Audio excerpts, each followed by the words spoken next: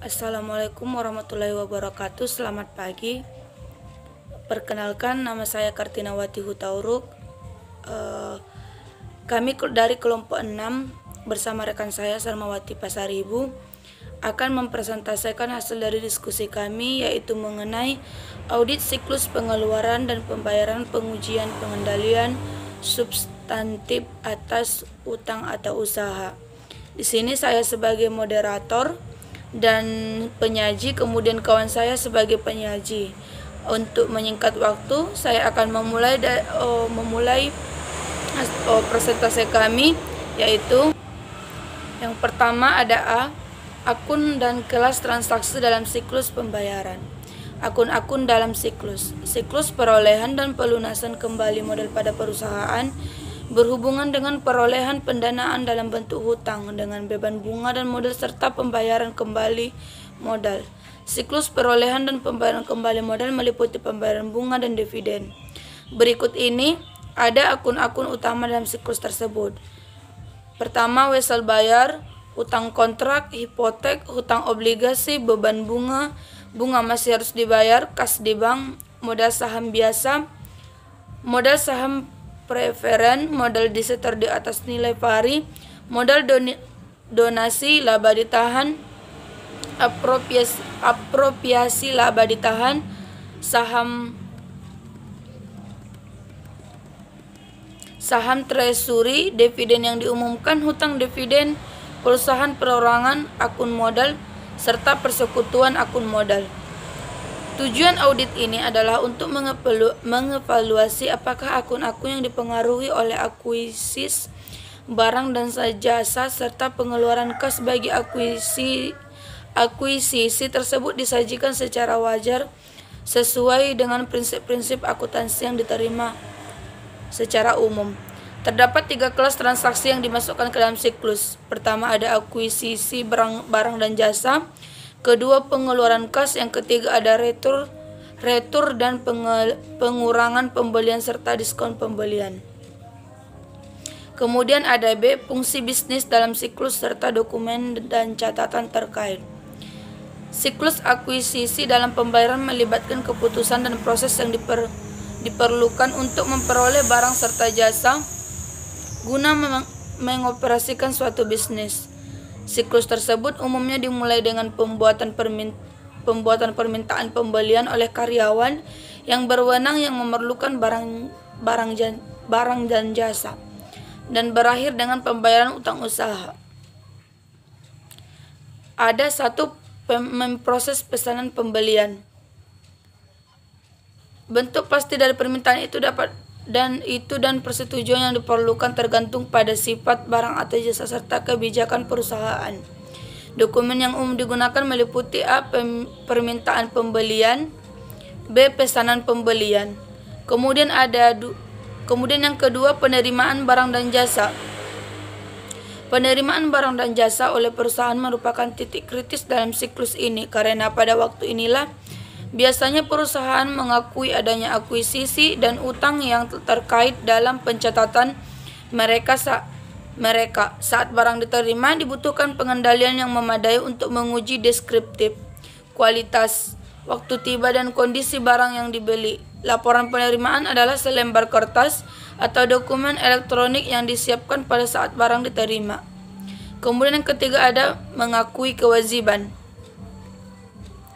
Dan pada jumlah yang tepat, dokumen dan catatan yang umum meliputi A, faktor vendor, B, memo debit, C, voucher, D, file transaksi akuisisi, E, jurnal daftar akuisisi, F, file untuk utang usaha, G, neraca saldo utang usaha, I, laporan vendor. Yang keempat ada memproses dan mencatat pengeluaran kas. Pembayaran atas pembelian barang dan jasa merupakan aktivitas yang didignifikan bagi semua entitas. Aktivitas tersebut secara langsung akan mengurangi saldo akun kewajiban, terutama utang usaha. Dokumen yang berhubungan dengan proses pengeluaran kas yang harus diperiksa auditor terdiri atas A, cek, B, file transaksi pengeluaran kas, C, jurnal atau listing pengeluaran kas, Demikian presentase dari saya, akan dilanjutkan oleh rekan saya Sarmawati Pasaribu. Kepada rekan saya persilahkan. Baiklah, pada kesempatan ini saya akan melanjutkan presentasi kami. Selanjutnya, bagian C, bagaimana e-commerce mempengaruhi siklus akuisisi dan pembayaran. Tujuan perusahaan menggunakan internet dan e-commerce untuk merampingkan proses akuisisi barang dan jasa serta proses lainnya seputar manajemen atau rantai supply.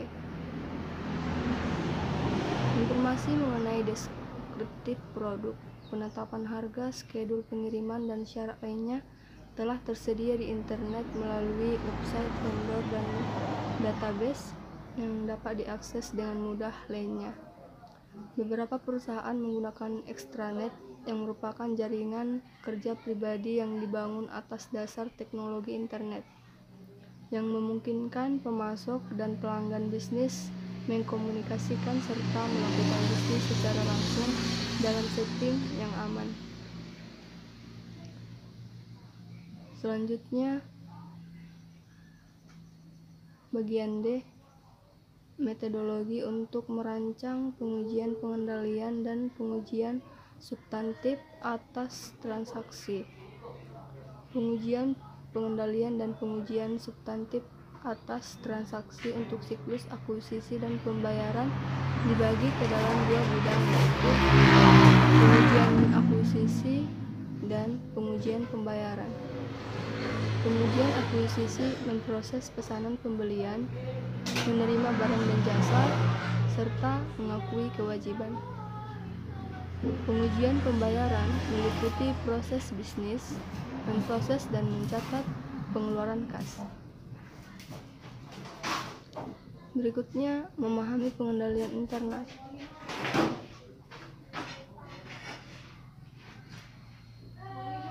Berikutnya, menilai risiko pengendalian terencana. Selanjutnya, menentukan lingkup pengujian pengendalian. Setelah efektivitas pelaksanaan pengendalian meningkat dan didukung oleh pengujian pengendalian tambahan, auditor dapat mengurangi pengujian substantif. Yang keempat, selanjutnya mendesain pengujian pengendalian dan pengujian substantif atas transaksi untuk pembelian.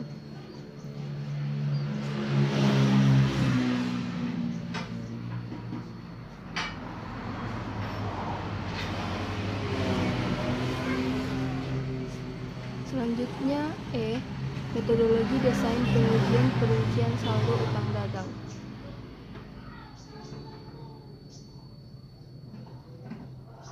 Oleh karena seluruh transaksi siklus akuisisi dan pembayaran masuk melalui utang dagang, maka akun tersebut adalah penting dalam seluruh audit pada siklus akuisisi dan pembayaran.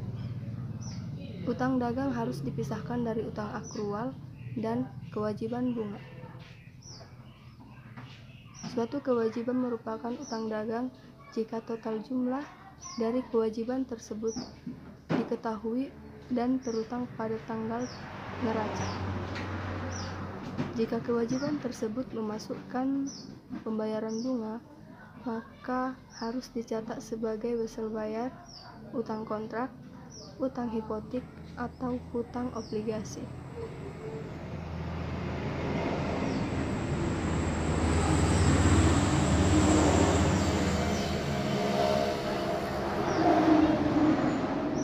Demikian yang dapat saya sampaikan. Kurang dan janggalnya saya minta maaf. Terima kasih.